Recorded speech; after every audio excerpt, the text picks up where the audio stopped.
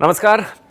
सब आज की खबर बताने से पहले एक बयान याद दिलाते हैं आपको। पाकिस्तान को लेकर संदर्भ में आज से कुछ दिन पहले, शायद हफ्ता 10 दिन पहले, सेना प्रमुख जनरल उपेंद्र द्विवेदी ने पाकिस्तान को वार्निंग देते हुए याद है क्या कहा था कि अगर पाकिस्तान आतंकी हरकतों से नहीं सुधरा तो इतिहास भूगोल से वो मिट जाएगा।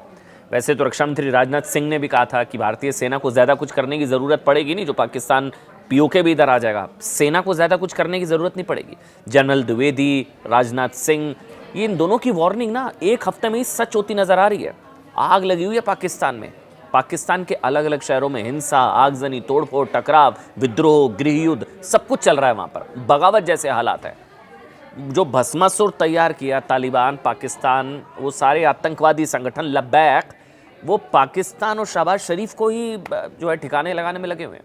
मुनीर आतंकी सेना का सरदार, सिंध से लेकर बलूचिस्तान तक, खैबर से लेकर पीओके तक, और पाकिस्तान के अलग अलग शहरों का नक्शा बिगाड़ दिया इन आतंकवादियों ने।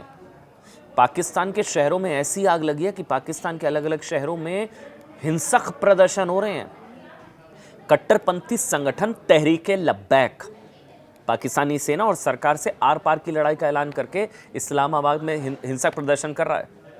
अच्छा, अब इस पूरी कहानी को समझिएगा। वैसे तो सिंध में, इसके अलावा बलूचिस्तान में, खैबर में, पीओके में, वहाँ जो चल रहा है उसकी बात बाद में करेंगे। पाकिस्तान के घर में कैसे आग लगी पहले वो समझिए। तहरीके लब्बैक का आरोप है कि पाकिस्तान के प्रधानमंत्री शरीफ, वो कितना शरीफ है वो आगे बताएंगे, लेकिन उसका नाम पाकिस्तान का प्रधानमंत्री शरीफ और आतंकी सेना का सरदार मुनीर, इन दोनों ने ट्रंप और नेतन्याहू के सामने सरेंडर कर दिया। नेतन्याहू इजराइल के सामने। दरअसल ट्रंप ने इजराइल और हमास के बीच समझौते के लिए जिस गाजा पीस प्लान का ऐलान किया, गाजा पीस प्लान, उसके पहले चरण पर इजराइल और हमास दोनों साइन कर चुके हैं। आप कहेंगे यहां तक तो क्या गलत है, यहां तक सब ठीक चल रहा है, आगे सुनिए। लेकिन इसको लेकर पाकिस्तान में विद्रोह और विरोध क्यों हो रहा है? क्योंकि पाकिस्तान की शरीफ सरकार तो ट्रंप के गाजा पीस प्लान का समर्थन कर रही है, लेकिन पाकिस्तान के कट्टरपंथी ट्रंप के इस प्लान के खिलाफ है। वो तो फिलिस्तीन के साथ हैं, वो तो गाजा के साथ हैं, वो तो हमास के साथ हैं, वो ट्रंप के साथ नहीं है। उनका आरोप है कि शहबाज शरीफ, मुनीर ट्रंप के दबाव में आकर गाजा डील का समर्थन कर रहे हैं। और पाकिस्तान, सबसे बड़ी बात, क्यों आग लगी हुई है? उम्मा को भूल गया, तेरा मेरा रिश्ता भूल गया। इजराइल को मान्यता देने जा रहा है पाकिस्तान, इजराइल के साथ खड़ा है, ये लब्बैक का कहना है, जो मुसलमानों का सबसे बड़ा दुश्मन। तहरीके लब्बैक पाकिस्तान ने शहबाज शरीफ सरकार पर आरोप लगाया कि वो फिलिस्तीन के लोगों को भूल गया। शहबाज, मुनीर, पाकिस्तान इजराइल के साथ मिल गया, ट्रंप के साथ। ये कटोरा कूटनीति के चक्कर में, चंद डॉलर के लालच में उसने अपना ईमान बेच दिया, उम्मा बेच दिया, सब बेच दिया। उसका कहना है कि ट्रंप का प्रस्ताव इजराइल के फेवर में है, पाकिस्तान इस प्रस्ताव के फेवर में है, मतलब पाकिस्तान इजराइल के फेवर में है। तो क्या हुआ फिलिस्तीन का? पाकिस्तान, फिलिस्तीन, गाजा, हमास। भविष्य में फिलिस्तीनी राज्य का कोई वादा नहीं करता ये जो प्रस्ताव है, गाजा पीस पैक्ट। तहरीके लब्बैक का आरोप है कि पाकिस्तान अब इजराइल को मान्यता देने की तैयारी कर रहा है। अब लोग लिख रहे हैं तख्ता पलट जैसे हालात हो रहे हैं पाकिस्तान में। 2 दिनों से इस्लामाबाद में हिंसक प्रदर्शन हो रहे हैं। तहरीके लब्बैक ने जुमे की नमाज के बाद इस्लामाबाद में अमेरिकी दूतावास तक विरोध मार्च का ऐलान किया। इसके बाद शरीफ सरकार ने किसी भी तरह के प्रदर्शन पर रोक लगा दी, इंटरनेट बैन कर दिया, विद्रोह जैसी स्थिति है, मोबाइल जैम कर दिए गए हैं। 10 दिनों तक किसी भी प्रकार के प्रदर्शन, रैली, सार्वजनिक सभा पर प्रतिबंध लगा दिया गया है। खतरे का अंदाजा वहां की सरकार को भी है, शहबाज शरीफ को भी है, मुनीर को भी है, आतंकी सेना को भी है। इसके अलावा पूरे पंजाब में हथियारों के प्रदर्शन और लाउड स्पीकर के इस्तेमाल पर बैन, इंटरनेट बंद। रावलपिंडी में अगले कुछ दिनों तक धारा 144 लागू कर दी गई, मोबाइल इंटरनेट सेवाएं बंद। वैसे एक चीज़ है, ये तो अभी की बात हो गई, अभी 2-3 दिन पहले आपको याद होगा लाहौर में भी कुछ हुआ था, याद है? लाहौर में गाजा डील को लेकर ज़बरदस्त बवाल हुआ था। ये मुद्दा बहुत पुराना है, ये अभी 3-4 दिन, अभी अचानक आज नहीं हुआ है ये। अभी 8 तारीख को लाहौर में गाजा डील को लेकर ज़बरदस्त बवाल हुआ था, जब कट्टरपंथी मौलाना साद रिजवी के संगठन तहरीके लब्बैक के समर्थकों और पंजाब की पुलिस के बीच झड़प हो गई थी। पुलिस वालों को दौड़ा दौड़ा कर पीटा था वहां पर तहरीके लब्बैक के कट्टरपंथियों ने। पाकिस्तान की पुलिस कट्टरपंथी मौलाना साद हुसैन रिजवी को गिरफ्तार करने के लिए उसके मुख्यालय पहुंची, लेकिन टीएलपी के समर्थकों ने पुलिसकर्मियों पर पत्थरों लोहे की रॉड से हमला कर दिया। ये पाकिस्तानी मीडिया रिपोर्ट बताती है कि इस झड़प में पाकिस्तान के 5 पुलिस अधिकारी जख्मी हो गए। अभी तो मेरे को अब आपसे बात करते हुए ध्यान आ रहा है, यहाँ तो 5 जख्मी हुए हैं, वहाँ तो 11 मार दिए थे बलूचिस्तान में। अभी 11 मारे हैं, उसकी भी बात करूंगा मैं। बलूचिस्तान में 11 आतंकी सेना जो पाकिस्तान की है, मुनीर की, उसके 11 सैनिकों को मार दिया। वो किसने मारा, क्या मारा, वो आगे कहानी बताएंगे। लेकिन यहाँ 5 जख्मी। लाहौर में भी ज़बरदस्त तनाव, लोग सड़कों पर हैं, शहबाज शरीफ के खिलाफ प्रदर्शन हो रहे हैं। लाहौर की सड़कों पर भारी पुलिस बल को तैनात कर दिया गया है। ये सब कुछ हो रहा है तहरीके लब्बैक, तहरीके लब्बैक। मैं फिर बता रहा हूँ, आरोप है कि पाकिस्तान की पुलिस उनके कार्यकर्ताओं पर हमले कर रही है, लब्बैक कह रहा है। और पेंच क्या है, फिलिस्तीन का समर्थन करने की वजह से लब्बैक को टारगेट किया जा रहा है। यही नहीं, अब सुनिए, सिंध, खैबर, बलूचिस्तान, पीओके में भी आग लगी हुई है। अब 4 ही मोटे मोटे अगर आप हिस्से देखें पाकिस्तान के, आपकी बात टुकड़े 4 जो बात बार बार की जाती है, सिंध, खैबर पख्तूनख्वा, बलूचिस्तान और पीओके। पाकिस्तानी फौज और सरकार के खिलाफ विद्रोह की आग भड़की हुई है। खैबर इलाके में मैंने जिसका भी जिक्र किया था, टीटीपी के हमले में पाकिस्तानी सेना के एक विंग कमांडर और एक मेजर समेत 11 सैनिकों की मौत हो गई। खैबर में 11 सैनिकों की मौत। टीटीपी हमले की जिम्मेदारी किसने ली? तहरीके तालिबान पाकिस्तान, टीटीपी। अफगानिस्तान, खैबर कौन सा इलाका जिसे अफगानिस्तान पख्तूनलैंड बताता है?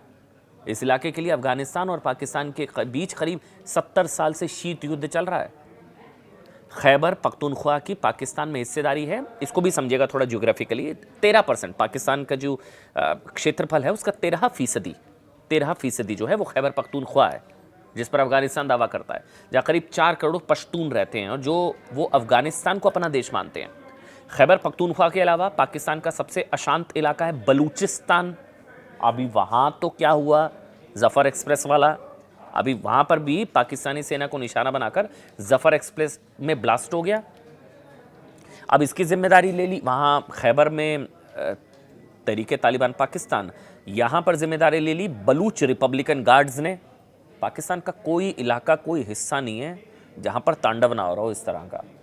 यहाँ पर जिम्मेदारी ले ली बलूच रिपब्लिकन गार्ड्स ने।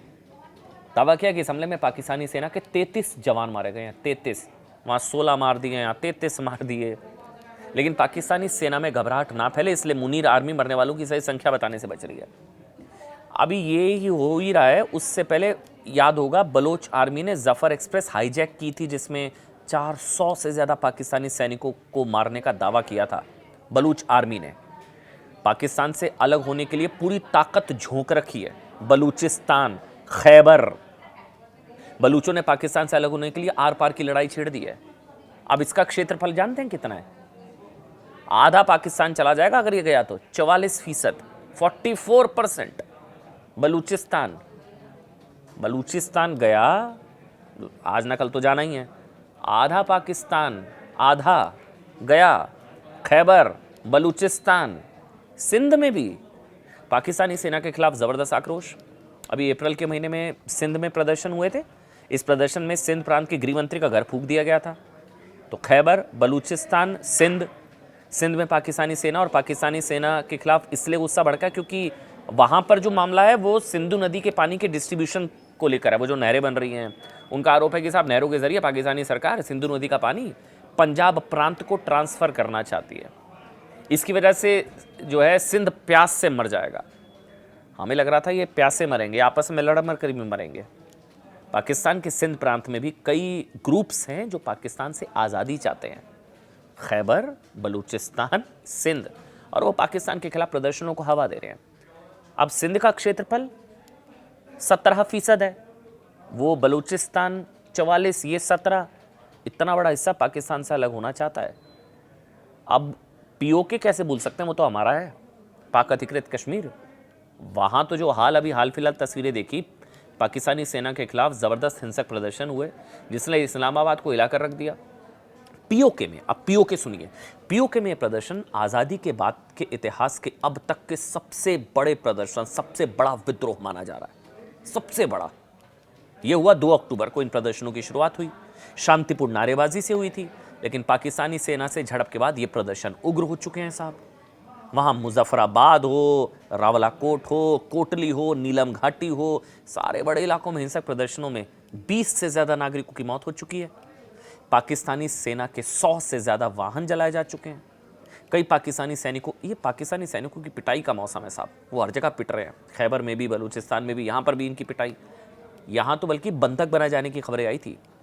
अब पीओके के लोगों का कहना है कि बिजली उनके इलाकों में बने डैम से बनती है, लेकिन उन्हें अंधेरे में रहना पड़ता है।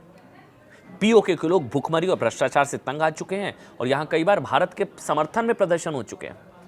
ध्यान देने वाली बात यह है कि पीओके में इस बार जो प्रदर्शन हो रहे हैं उसमें लोग भारत जैसी सुविधाएं मांग रहे हैं। यही रक्षा मंत्री राजनाथ सिंह ने जो कहा था, कुछ भारतीय सेना को ज्यादा करने की जरूरत नहीं पड़ेगी। पीओके लोगों का कहना है कि साहब, जिस तरह जम्मू कश्मीर के लोगों को सुविधाएं मिल रही हैं, उन्हें भी सुविधाएं मिले, उनकी क्या गलती। पीओके में हुए कुछ प्रदर्शनों में पाकिस्तान के खिलाफ और भारत के समर्थन में नारे भी लगाए गए, जिन्हें पाकिस्तानी सेना ने देशद्रोह माना। अच्छा, कुछ सर्वे एजेंसियों का दावा कर चुकी हैं कि पीओके के ज्यादातर लोग पाकिस्तान के साथ बजाय भारत के साथ रहना चाहते हैं। शायद इसलिए कुछ वक्त पहले रक्षा मंत्री राजनाथ सिंह ने कहा था कि पीओके को भारत में मिलाने के लिए किसी युद्ध की जरूरत ही नहीं होगी। वहां ऐसे अपने आप ही हालात बन जाएंगे, सेना को ज्यादा कुछ करने की जरूरत नहीं पड़ेगी। पीओके खुद भारत में शामिल हो जाएगा, पीओके भारत में ही ओके। और संघ प्रमुख का भी स्टेटमेंट याद करिए, पीओके वापसी को लेकर बड़ा इशारा किया था कि हमारे घर का एक कमरा किसी ने हथिया लिया है, वहां फिर से डेरा डालना है। पीएम मोदी कसक शब्द का इस्तेमाल कर चुके हैं, एक कसक है पीओके वाली। वो ये भी कह चुके हैं कि पाकिस्तान से बात होगी तो सिर्फ पीओके पर होगी। तो कुल मिलाकर खैबर, सिंध, बलूचिस्तान और पीओके, ये सारे भारत में ही ओके।